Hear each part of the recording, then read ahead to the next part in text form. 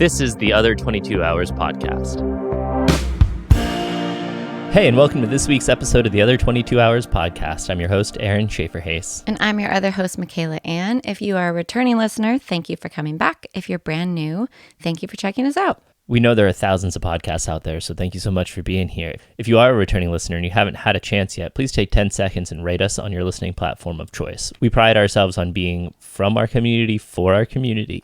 And one of the best ways for podcasts to get in front of new listeners is through ratings. And the more ratings we get, the more listeners we get, the more listeners we get, the more guests we get, and the more guests we get, the more ideas we can share with our community. So if you haven't yet, please take 10 seconds and do that. It's really quick and easy, and we'd really appreciate that. We're not your typical music promo show. We like to talk to artists in the off times, the times between promotional album cycles and tours. We like to get into the nitty-gritty of the tools and routines that they've found helpful along the way to stay inspired, stay creative, and stay sane while building a career around their art. And with so much that is outside of our control in the music industry, we wanted to focus on what is within our control.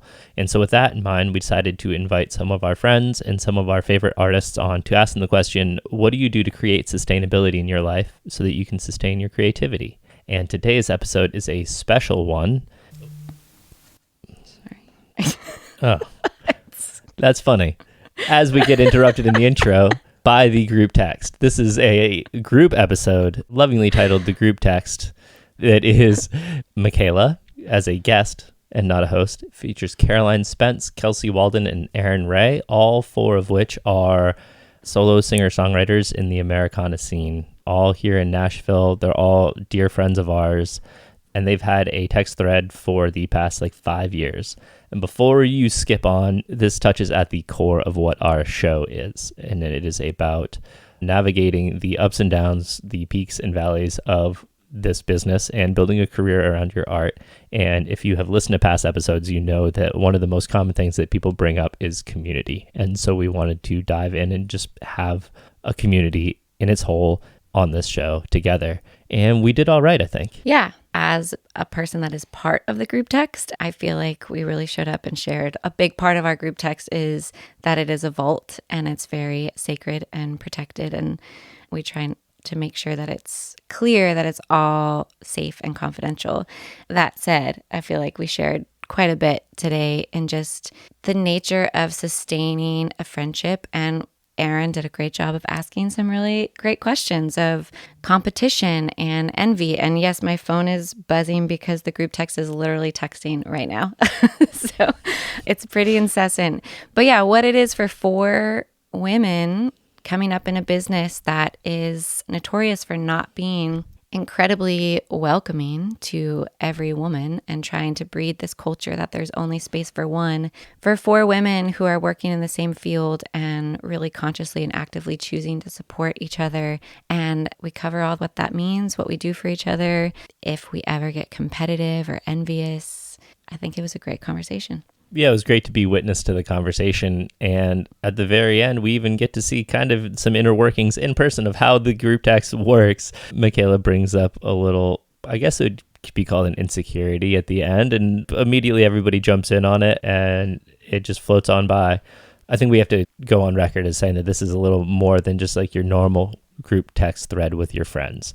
Yes, they're all in the same industry, but it is a very individualistic industry. And so to have the connection that these women have in this outlet that they have is a very special, almost lucky thing that takes some intentional action on everybody's parts.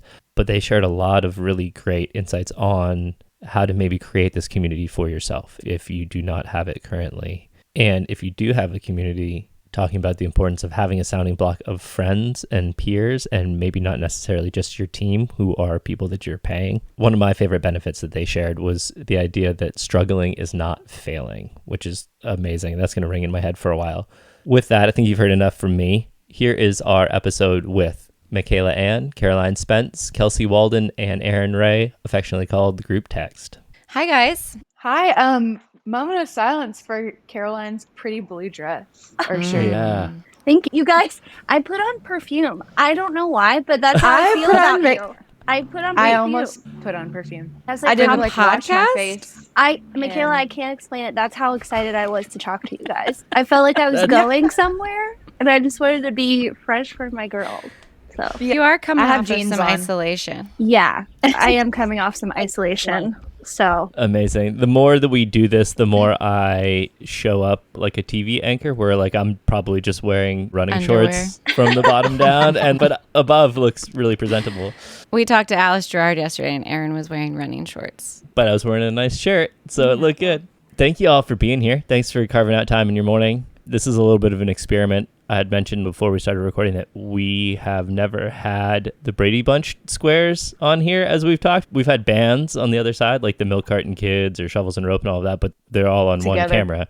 So thanks for jumping in on this little experiment of ours. Also with having Michaela as a guest rather than one of the hosts. So like we had mentioned, like you guys know, we like to focus on what people do to stay sane and stay creative and stay inspired and basically just navigate the crazy idea of building a career around your art. And one topic that comes up probably more than any other is community. So the four of y'all were something that came to mind probably before we even started recording episodes because you guys are a pretty amazing community and we're all pretty close. So like we all know the history of this, but for the people that are listening, I wondered if y'all would just talk about how this came to be. So text thread is not like new, it's not unique.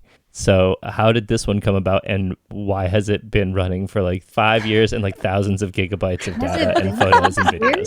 so much data. At least since 2019. Yeah. I don't remember because I've known each of y'all for so long. Does anyone remember? I remember. Of course you do. Of course you do. The historian. We got together for lunch, or we're trying to get together for Yeah. before tour. Were we going to Marché? Yes. No. Oh wait, No. it wasn't the Marché? Not the first time. I probably remember what everyone was wearing too. No, I don't. But we went to Dozen. Oh, yeah. The very first time we went to Marché right before I was leaving on tour, In and I'm sure Kelsey. everybody else. Yeah. Kelsey was going to Europe. Yeah. Oh yeah, that was in like February of 2020. That was Marché. But the very first time was 2019. We went to Dozen and we ended up, and it was so casual, and I think we invited other people too, and it just ended up that the four of us were the ones that made it. You're right. And Yeah. we stayed until like 2 p.m. or something. Yeah. Just hashing it out. Hash it Talking about closing it down. I agree. 2 p.m. And yeah. And then it just kept rolling from there. Yeah, then I we think just it- didn't stop texting. Yeah, it was like we probably were going on a tour shortly after that, most of us. And then maybe at the merge table or like some run-in with a promoter or something, Oh, we were yeah. like, hey, girls, I got some tea. don't y'all hate when this happens? Yeah. That's like kind of the one thing that I really wanted to hear from you guys is that aspect right there, that like you guys all have bands, but none of you guys are in bands. You guys are all basically solo artists. You all perform under your name and you hire a band. I know that you guys have various people that you have played with for years and you have a consistent band, but it's not like, oh, you don't have a band name. You don't share responsibilities with anybody. I see you, Aaron. I'm pointing at Kelsey, which y'all don't know where she is on my screen. But Oh yeah. so it's the hot band, dude. Yeah. The hot band. Predominantly, like what you guys do is a very lonely thing. You might have your agent or your manager and all of that, but like it is you that is the front person, the band. What is the impact of having this community around you, specifically like the four of y'all, besides dishing Who's about going what first? dudes say I'll at the go merch first. table? It keeps you from feeling like you're going crazy in these moments when like you're the sole person responsible for things and something's not clicking or people aren't understanding. And I can go to these girls and be like, this is the situation I'm in. Everyone's acting a fool. Is it me or is it just because this job is hard? And you guys have, for the reasons that Aaron just said, you guys know what it's like to do what I do better than anybody else. And so I trust you guys more than like, I love my team, but like I trust you guys in a way that it almost feels you guys are like an advocate for me in my role on my team. So that's a priceless resource to have when you do this very isolating job. Yeah. I mean, I just think we each have a unique perspective.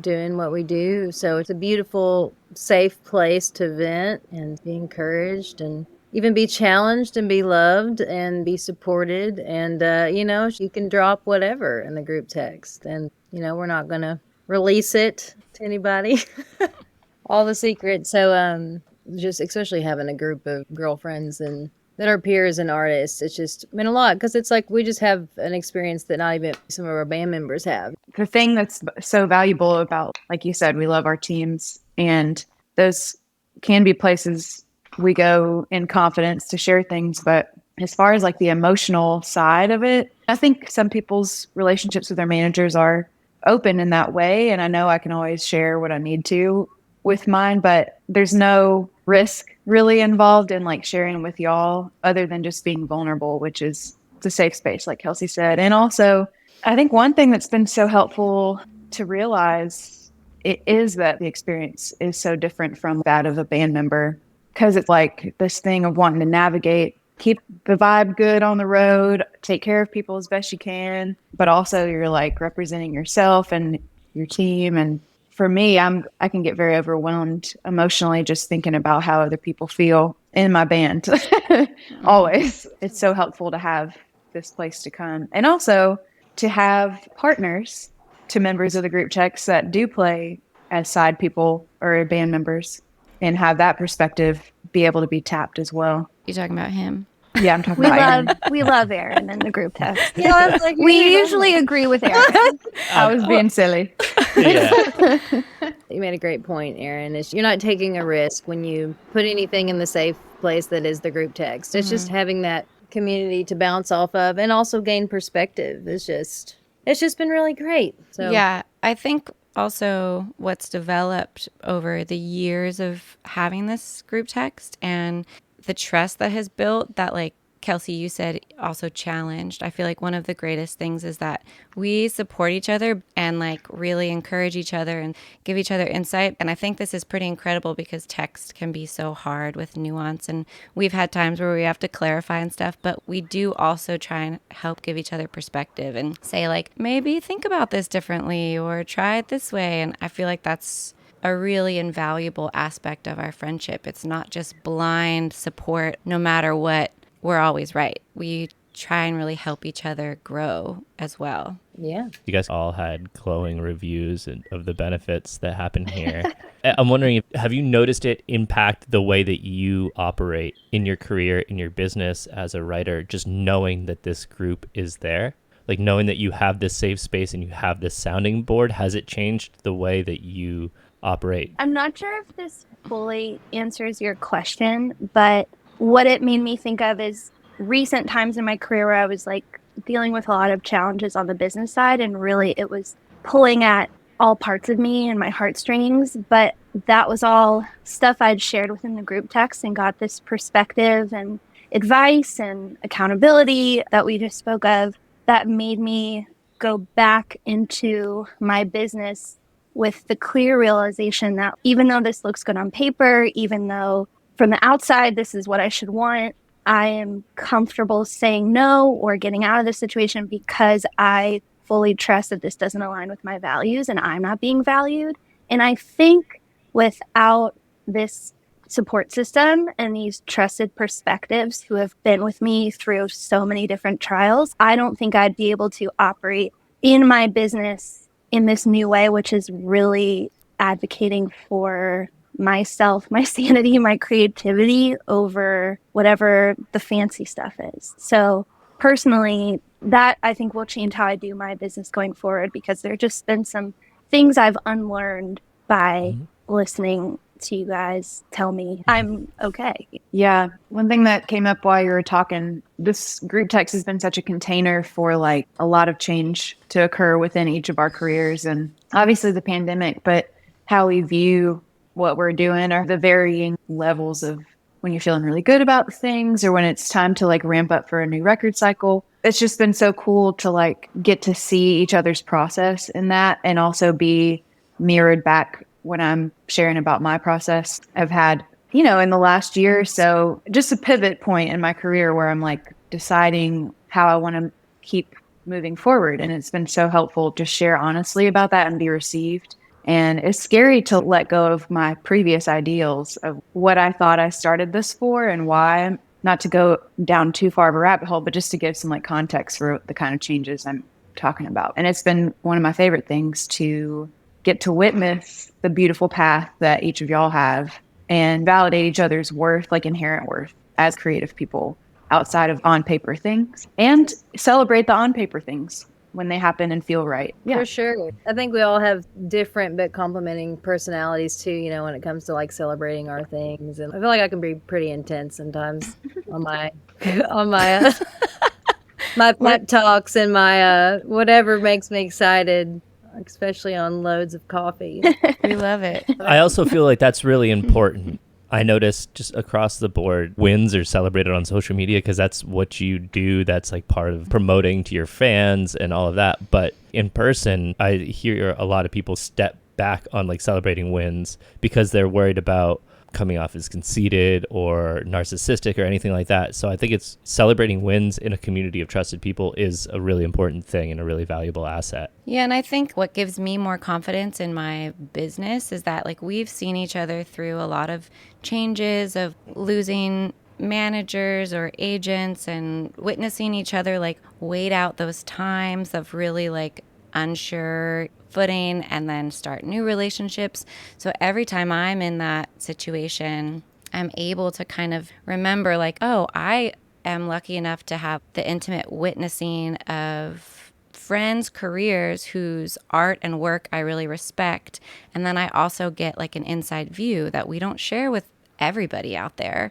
Like, oh, remember when Kelsey or Caroline or Erin Rae, like they were so stressed about this and then look how great it turned out and they waited. And it just gives me a lot of confidence. And then I also have the benefit of you guys reminding me of those things and pep talking each other and being like, this sucks. And also validating all of the feelings. Like yesterday, the European festivals that we're literally flying out for in a few days, saw on Instagram that they were canceled. And my first text was to my manager, then to Aaron, saying, what the actual fuck? And then it was to you guys. I texted you guys all day about it.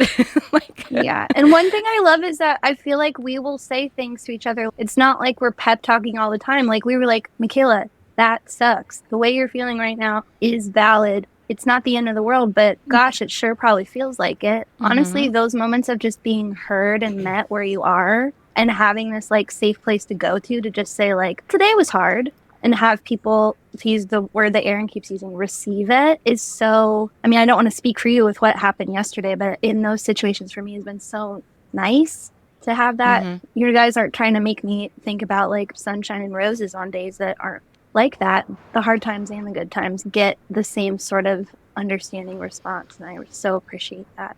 We've gone through different times where we've been more practiced in it, but where we say, let's each share 5 things that we're grateful for. We had like a stretch where we were doing that almost daily. I feel like that was like 2020 in the pandemic. Yeah. We needed it. Yeah, but we don't only talk about careers. I think that's an important thing too, is that we are so supportive of each other's careers, but we also talk about everything else. I don't think about this on a regular basis, but thinking about this conversation, I'm like, we don't see each other in person that much, but we are in constant contact on text. And over the past 4 or 5 years, we've seen each other through some insane life experiences. That's a large aspect of our friendship, and not just talking through the highs and lows of being artists. Yeah. I mean, I think we're just there to talk about what anybody needs to talk about. Yeah, and it helps feed in. It gives a full picture so that when stuff does come up with career, we have a more total view of each other to be like, okay, like I can imagine this fear is coming up for you because of this. The reminder of you have this thing going on in your personal life, and isn't that so valuable? And maybe this is a time when you focus on that part of who you are and not worry about the business, and like advocating for your friend to be their whole self. Yeah, that's so important. Erin, you mentioned the word container, and I think that's so telling of what this is. It's I guess another word for a safe space, but it really is a container, and it takes a lot of effort and a lot of trust to create a container in a space like this. And the fact that it's happened pretty much exclusively via text is pretty amazing to me. Is this something that you guys all individually came to? How unique is this for each of you? Don't have another group text around business stuff that incorporates that. I'm part of like recovery community. There's like several group texts that get created all the time that I'm like really not as engaged with. Like I'll check in sometimes, but it's much less personal because it's more about like sharing information. And so I feel like at least I was primed for feeling fairly comfortable sharing in this setting. Yeah, that's what I was getting at, is did it take specific effort to really be vulnerable and open up, especially about talking about business can be really taboo. Business struggles, there can be a lot of shame around that. There can be a lot of ego around that. And I'm wondering if you guys had situations in the past where you had outlets to share that on like a peer-to-peer level rather than with your team. No. Yeah. I think individually. Yeah. Definitely individually for sure. Caroline and I have a separate garden group text. Yes, we do.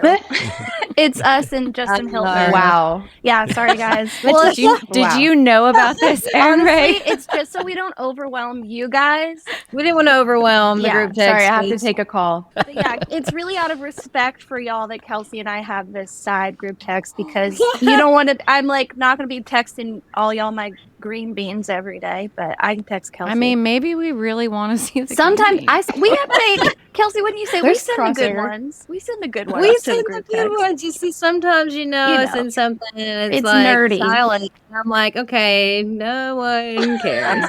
But I care. I always care. Yeah, and I mean, I probably talk to Aaron every day, but I have team group texts and stuff. But I mean, as far as something that's just completely engaged as we are, I feel like, yeah, it's definitely the only one. Besides, I probably have some like family ones that are like silent or something. Yeah. I have a group text from Not checking in. college, like college friends. It's where we keep up and post updates. And y'all know this. It's just really hard to explain what we do. And I can't get into the nitty gritty of they'll see what I post on social media because social media is a whole different thing. I think we forget that's part of your career. Like that's not me as a person. That's not my whole story. But for people that I don't see all the time, I think it's easy to think that's the full story. And I can't with them be like, actually, on that day that I got this really good news that I posted about, this other really shitty thing happened. But like with you guys, I don't have to like explain it. Those group texts are more balancing on the personal level. Like I love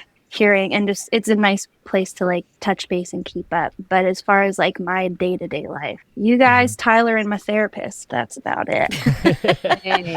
Well, we've been really strong on the benefits of this, and it's obviously very apparent. I think if it wasn't beneficial to everybody, it wouldn't exist for as long as it has. If I'm remembering correctly, this group text started at the same time that all of you guys signed record deals. I know some have lapsed, but pretty much as an observer, you guys all signed record deals at the same time as this was starting up. And it was like very transformative years in all of your careers. And I can imagine that having this community was really great as a sounding board, as a check on like, am I crazy? Reminding each other that you are human beyond your career and your artist persona, which is invaluable and are the things that we hear from tons of guests on this show. And it's really nice to hear it in person from all of you. But competition and competitiveness is massive in this industry, and it's pretty widespread. Do you guys feel that between the four of you? Do you get competitive? Do you get jealous? Do you get resentful? Yeah, did we really just step into the Garden of Eden and it's only roses and totally fine every day? I think all those things are natural feelings to have, but they can be a response. And frankly, they're like a learned response from the culture that we've spent our young life in, but they're not it. And what I've learned about any times I've felt those feelings towards anybody is I think, what does that say about me? What do I want? And why am I having that response? What am I not getting today? What do I actually feel? That's been my experience with those feelings within this group and without this group. And it's just not energy worth spending. I think we all agree. And also, ultimately, we're rooting for each other, full stop. And I think that is an active choice that more people in this industry should make. I think especially between women, whether the industry wants to admit it or not, they're still acting like there's only so many seats at the table.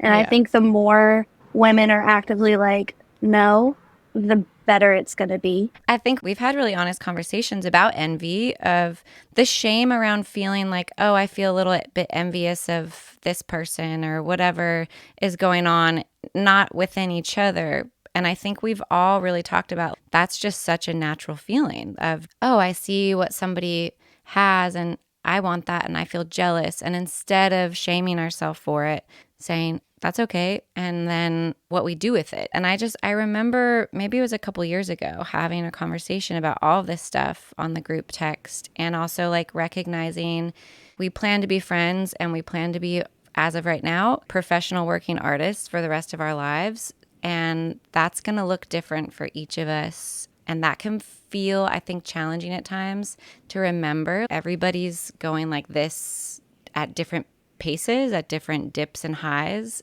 But I feel like we've talked about that a lot and really helped each other when there's been different moments where one of us might be feeling like we're kicking ass and the other one's like, Jesus Christ, can shit get any harder? And that's just what life is. And I also remember having a conversation about like when I've expressed fears about becoming a mother and not feeling like I'm able to do as much, and then what that means for our group dynamic of what if I'm not on tour as much and then I'm not able to relate. And I feel like we've had all these conversations of that's okay because this life is long and that's maybe just this year. Next year it's going to be different. It's totally okay. Yeah. And I feel like we've all had our own growth and journey with those feelings, even separately from the group text. So, I mean, I totally agree with Caroline. I've never felt that, no, and none of that competitiveness within the group text, no. Like y'all just said, I think anytime we've all felt that way, it's just the same thing. It's like those feelings are validated, but it's like we also kind of, have to get there in our journey ourselves and realize we all have a seat, at the table. There's room for all of us. And I know I've personally come a very long way with that journey myself. So yeah, I wish there was more of, especially for women, because I don't know, it just seems really stupid. Mm-hmm. Yeah. Yes. I mean, at this point, I'm just like, see people acting like that. I'm just like, I see you, I remember you, I know how you feel, but like, it's not worth it. Yeah, it's one thing to say it and it's another thing to act it. In my experience, saying like, oh yeah, there's plenty of seats at the table for everybody is just like a duh kind of statement. But then when it comes into practice, it seems like people's actions don't meet up with their words there. Well, and I think recognizing that, oh, maybe I feel threatened or jealous.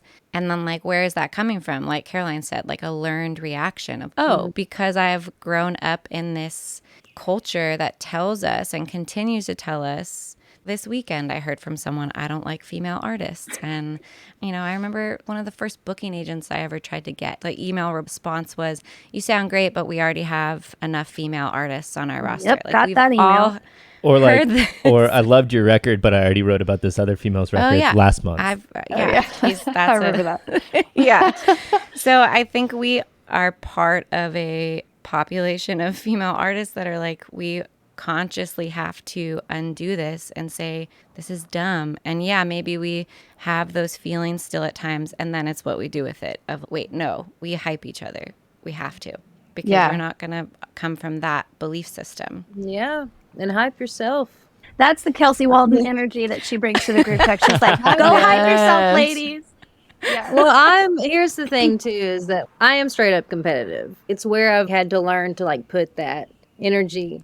I don't think art is like a ball game. You gotta love it. How did you learn to channel that competitiveness? I think just through a lot of healing, and just it's been quite a journey. I mean, just even like it's been like over 3 years now. I stopped drinking, which was like a huge thing, which provided a lot of clarity. I'm not trying to make all this all about me. I think my journey there and just like realizing where like I put where certain fears even come from for me, and like where just everything is channeled, crazy inner child shit, just starting from like the beginning that I hadn't dealt with yet. Like now it's just become more about me. It's like I'm still competitive, but it's like I just want to be better than I was, but I don't feel competitive about other people. Not so much anymore, especially not in this group text. I think there can be healthy, because that's one thing that makes me pick. Drive and a motivation. Yeah, you just have to let it not become a dark drive. Yeah, that's a soapbox that I'll stand on all day. Is you can definitely be competitive, but be competitive with yourself. Be competitive with the record that you put out last. Be competitive with like how many songs you wrote last year. Yeah, just to go back, I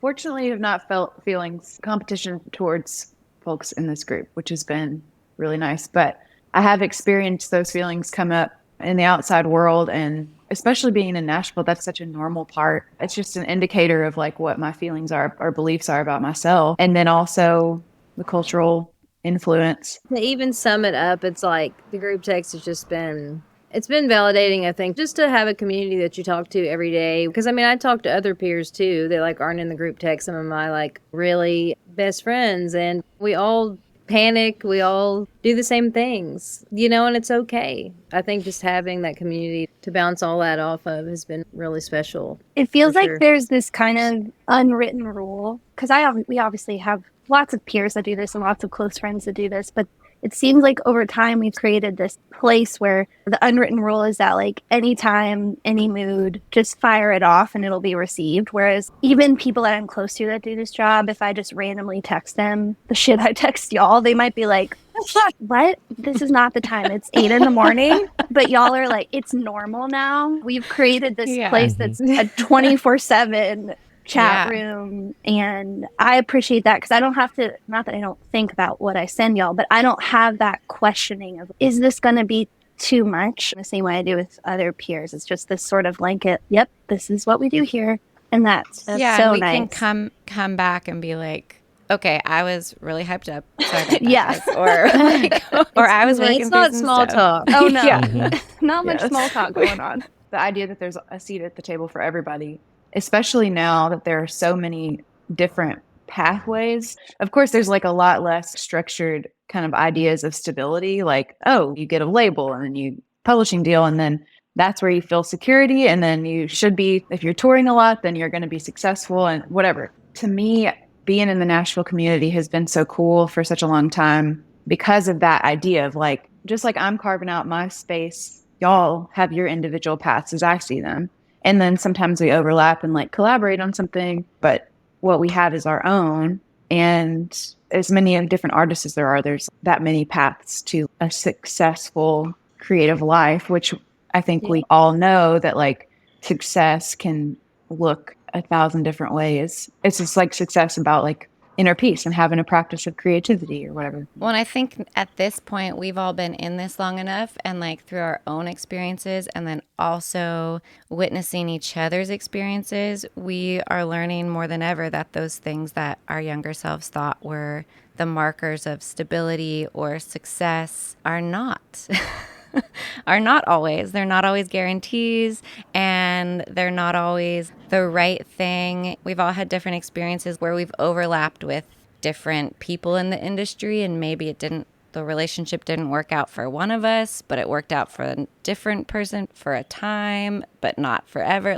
I just feel like with that experience and with the sharing, we've all just continually learned this stuff changes so much. It's so up and down that it's just riding the wave and staying centered on what you do. And I wanted to go back to the competition. I feel like one thing, I've definitely felt like a competitive person. I feel a little like Aaron knows more than anybody because he's witnessed me for 16 years. So I feel like he's going to afterwards be like, you stayed quiet during that time.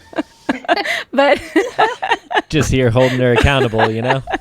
I've always struggled with not just competition, but like fear of being left out, severe fear of being left out. And I feel like that's what feeds my competition, or like feelings of envy. But will I have a place too, which is from the whole cultural aspect of like, oh, there's only enough room for one or two.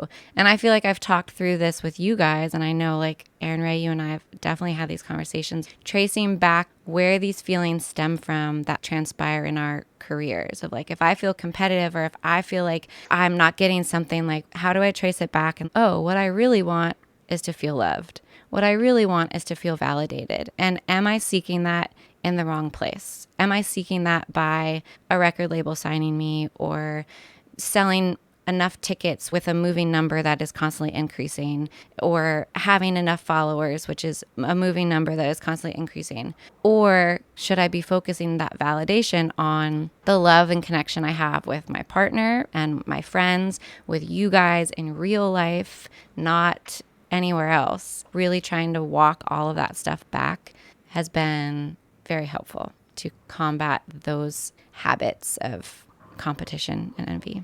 Yeah, the group text is good about keeping everybody in check on that too. It's just like usually most times it's not actually reality. It's like we make up these things in our head.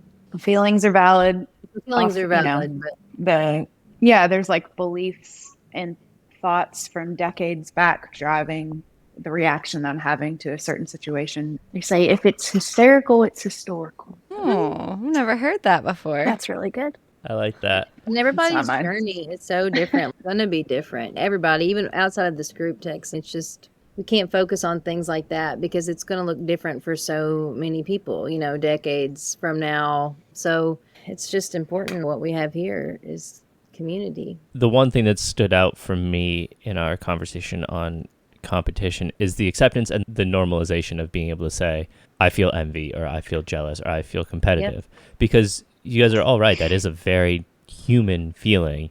And I say this in every 4 or 5 episodes, but like one of my favorite sayings is mold grows in darkness. And so if you just put it out in the light and you shine light on it, that's such a healing thing. And so that's a really powerful gift that you all have in this group, is to be able to share that and just be heard, and people be like, yeah, I get it. I get the envy. I get the jealousy. I can't help but think that you guys are lucky that this group formed. It doesn't seem like it was like a very... We are. I feel teary. I was like, who's going to cry first, me or Michaela? Yeah, I'm listening. It's Well- always Michaela and Caroline. Yeah. What I was trying to say is, I don't know if this, at least this dynamic, would exist if it started with the intent of having a space to be vulnerable and share. I think it sounds like it just started from a lunch and it just kind of evolved into this thing. Do you think it's possible to create a group like this intentionally? I mean, obviously it is because of like the recovery world and... Kelsey was about to say no. Yeah, I was about to say no. I don't know. I think you can't control it for sure. But I feel like the intention of reaching out, even if it's one other peer or person that you're friends with, and being like, can we talk shop? I would love to like confidentially share and pick your brain about stuff. And not everybody has capacity for that or whatever, but it's exactly that. I notice it like being a guy. Guys like do not talk about this stuff. They predominantly do not share vulnerabilities and they're not like open. unless it's like conscious, like there's a space for it. Men's group. Yeah, exactly. Yeah. I do a lot of work in that realm, and I'm a part of some groups that do that, but it's very rare. I find it very powerful and very helpful. I've always struggled with shame, and it's something that's like really helped. That is just showing up in a group and having it be like, yeah, this is totally normal. And the bit that I've been able to share, I'm lucky that I'm in a men's group in Nashville, Tennessee, so I'm not the only person in the music business in the group. And so I can share stuff, and there's a guy in the group who's done much more in this industry than I have. And he's like, yeah, I hear you. I remember that. The power of normalizing that and the power of just being like, yeah, I see you. You're not insane is massive. But we're not on a text thread. I mean, we have a text thread to like figure out when the group is going to meet, but that's it. It's very much like somebody will text and be like, this happened. Everybody's like, cool, congrats. Silence for I think days. there's something to create the dynamic that we have, because like Caroline said, you three have known each other longer. Came into the mix later. I haven't been in Nashville as long as you guys.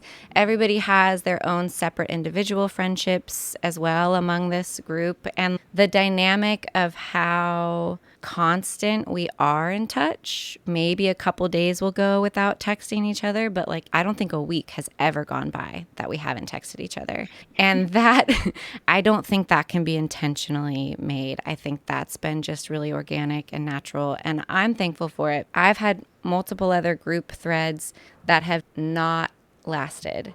And I very specifically remember when my mom had a stroke, I remember texting you guys, and I remember specifically saying, please don't take me off the thread. Don't think that you're being respectful of me by like talking about all of the regular stuff you talk about. Even if I don't answer, please just continue on normally so it makes me feel normal and I can just read even if I'm not responding. And I remember I had a couple other group threads at the time with different friends and said similar things, and it just didn't sustain. And I just will always remember you guys have always just kept that going. Then you guys have always just sustained it, even if I don't even text a response for days, but I can check in and read the like 100 text messages from you guys.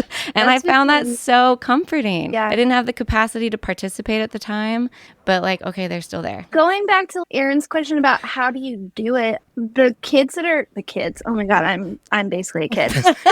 But I'm also 87 years old. The kids these days, when we first were becoming friends, social media wasn't as important. Mm-hmm. And so I feel like we had to go out and meet people organically and become community in that way. And you weren't worried about taking pictures together or like looking cool so people will want to hang out with you. And I imagine that there's an extra layer of overcoming vulnerability with maybe the way things are prioritized these days. I just think that with the whole point of your podcast, which is talking about how to do this sustainably, the only way to do this sustainably is to have real relationships with other people that do this work and to have people that you trust that don't work for you. And so just stop trying to be cool and be like your real self and not your artist self around your community, and things like this will show up. But yeah, if I was a kid these days, I don't know what I would do. When I first moved to Nashville, which I didn't move that far away. I mean, over 3 hours was far enough for me. I'd never been to hardly any other state before I started touring so much. You know, I didn't come carrying like a card that said Kelsey Waldon songwriter. Like, I feel like we all made just real relationships. This shit's hard enough, so it's like surrounding yourself, including your team, and I've been so fortunate, but just surrounding yourself with people you trust and people you love, even your band. It's like, if this becomes not fun anymore, why in the hell are we doing it? Because it's always going to be hard. But I feel like in the past couple years, you know, I've just really learned a lot about my past experiences, and also just really consciously have tried to like put healthy people just in my circle, including my friends and my band and everything, my team, because it's all like part of one thing. This community has been extremely important to me. And I was going to go back to, like, you know, when y'all were talking about even the competitive thing, and Aaron, what you were talking about in your men's group, I think it is so important that we put stuff in the group text and it's validated, just stuff that we don't judge, even if we just don't even think about it later. And we're just like, like I put it out there in the light, because sometimes you say something, I don't know, it just gets easier for something to become a habit to not do that anymore, especially when you talk about it. You're just kind of like, oh, that was dumb. Yeah, there's so many times I've been like, I'm sharing this because I want you guys to hold me accountable. And sometimes it'll be sharing a good thing because I'm like, this good thing happened. I want to share this with you because I need you guys to like remind me of this when I'm being a shithead. Like putting things out there and sharing of yourself so that someone can hold the mirror back up and be like, remember that thing that was really good that happened? I think you're forgetting about that moment because this got in the way. I do think we do that too. I know there's been a lot of things that we've had to air in the group text. It's really important to also just know that it's okay to also feel joy. It's okay to feel good about what we do. Be excited. Yeah. It's also okay to be validated, and that sometimes, you know, it sucks. I think it's all those things at once. So, Michaela, I just want to say, I don't remember you coming to Nashville that much later than us. Like, I feel like, yeah. Maybe this echoes my lifelong story of I'm the odd one out always. Yeah. What year was I it? was like, little group text mirror. Yeah, we came in 2014. Okay, August of I have a 2014. really cute photo. I actually was, when I was looking at a photo to post for one of y'all's birthday, I have a cute photo of 3 of y'all at the back table on the floor of Roberts. Remember when the Americana Awards used to give us tickets? It was after the award show, so it must have been like 2014. And you guys are so cute. I'll send it to the group text after this. But I was like, oh my gosh, it really has been nearly 10 years that I've known y'all. I just thought you guys were all friends before I moved, because I met you all like literally the first few months that we moved to Max, town. I met you at the first show before you even meet. Yeah, and you came up to me, Erin Rae, and you said, you should meet my friend Kelsey. And I was like, oh, who's that? And then somebody else was like, you should meet Kelsey Waldon. And I was like, okay. And then Caroline, we came to a party at your house. I think that's how I met all of you guys pretty quick. I'm pretty sure. Yes. Yeah. Party. Carolyn and I had met each other a couple times, but we weren't that close at that time necessarily. Kelsey and I were, but still, like, it's grown kind of since that time. Anyways, I just wanted to, like, girl, you aren't the odd man out. Okay. I love this. This is like the personification of what the group text is all the time. Yeah. But on record. Feel free to cut it out. If it's No, like, it's I staying. recognize Too that vulnerable. fear. It's not rooted in reality, but I honor you. I have very specifically thought about this because you guys know, because I'm into therapy and always evaluating myself. And I'm like, in every friend group I've had, I feel like the one person out. I feel like I'm the one person out with you guys because I'm the only non-Southern girl. Why? And then we can find a reason. We're always going to find I a know. reason. Thank you. We don't feel that way. Yes. You can always find a Hilarious. reason. Think about that. I was literally going through in my mind, like, oh, my best friend group in college. Well, I was the only non-Caribbean girl. My best friend group later in college, I was the only non-Jewish girl. I'm like always putting like, how am I different from everybody? I'm like, oh, Makes this sense. is a thing in my head. Yeah. Because you moved around so much, it makes so much Yeah. sense. Always Yeah. joining an existing group, like existing. You never know how much they actually were. Maybe this you were the is- connector. This is fascinating, though, because I have deeply believed that you guys were all friends and then I came later. No. We like knew each other. I knew Kelsey the longest and the best. I met Erin a few times, and then I full on Facebook message fangirled her when I heard Crazy Talk, and I was like, I've been crying to your song every night. This is the best thing I've ever heard. Bye. I was and like, then, this girl seems great. that's the thing. But still one of my favorite songs in the fucking world. And then like we just knew each other. Yeah. I feel like this whole thing has brought us all closer. At least that's my perspective. Thank you, Erin Rae, for saying that. This is a therapy breakthrough for me. I think this is an amazing way to put a bow on the end of this episode because it's like we talked about the benefits, we talked about like the struggles, we talked about the growth in it, and then you're like, oh, by the way, here's a little insight into what we just talk about all the time and how this works. And what it's we do, incredible. which is kindly being like, hey, friend, actually, what if you think about it this way? Yeah, thank you all for taking the time. I'm so glad we've, after many false starts, finally got this all together. Yeah, Yes. our child's sleeping, so I didn't cancel on you guys this time. Yeah. Oh my gosh. Bring So Carter happy next for you. time. Yeah, we hope this makes sense to anybody that was listening and it wasn't just a bunch of laughter and talking over each other because it was really fun to be a part of and fun to watch. So Made sense to me. yeah, if the audio didn't work, just check out the YouTube page and you can watch it and it'll totally make sense. Yeah, I think Yeah. this is a YouTube episode for sure. I think people will find it very helpful, especially young artists who are starting out and trying to find their way and finding the community that will help them. But also people that have been doing it for a long time and are solo artists. Maybe just kind of like pretend you're standing on the edge of a cliff, count to 3, hold your breath, and reach out to somebody and be like, hey, let's have a talk. Yeah. You're never too old to learn new tricks. And I think we've shown the benefits of being open and being vulnerable and just like owning your shit outwardly to other people. It can feel really scary to be honest about your struggles in your career, which again is not wanting to just complain and dwell in that. I think it's actually really empowering to be like, yeah, I love what I do and I'm doing this, but it's not all amazing all the time. And this dynamic with you guys is such a constant helpful reminder of that, and that I don't need to put up a front and try and convince everyone that I'm really doing it or successful, that I am doing it and I'm successful with all of the shit in it, because that's just a part of this journey. You can be struggling and not be failing. At least that's the message that I've learned, is that if I'm having a hard time or I'm not doing anything, I must be failing. And you guys always remind me, like, absolutely not.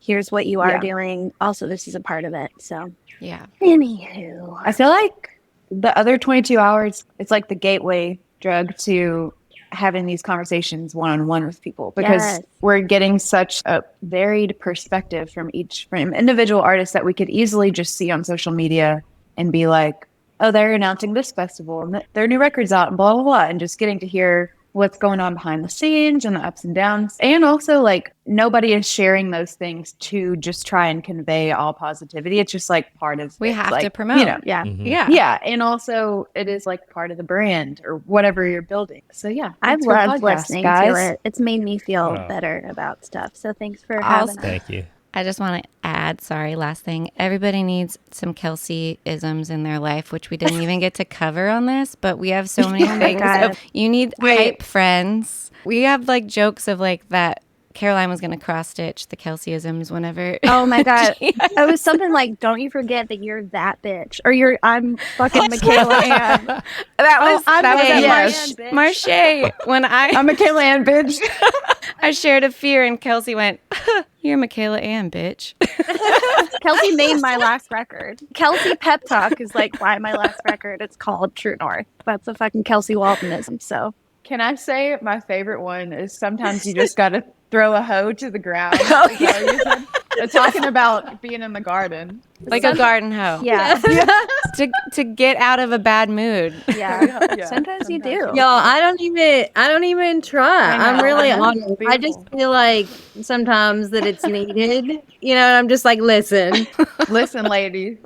Yeah, Yes. that's why it's beautiful. Maybe to even tie a bow on that, I think the dynamic is pretty beautiful. You know, we all bring our thing to the group text, and flavor. it's all appreciated Yeah. and seen and validated. So I would be honored for a Kelseyism stitch. Yeah. You guys text me, and I'll get stitching. Christmas is around the corner. Thank you guys so much, and we love you a lot. And I'll see you on the text thread in a minute. Love you. Thank you for listening to this week's episode of the Other 22 Hours podcast. You can find more info on this episode, including links to things that we talked about, by going to theother22hours.com and clicking on episodes. Reviews go a long way in getting our show in front of more listeners. So if you enjoyed today's episode, please take a moment to go leave a quick review wherever you listen to podcasts. And we'll see you back here next week for another episode.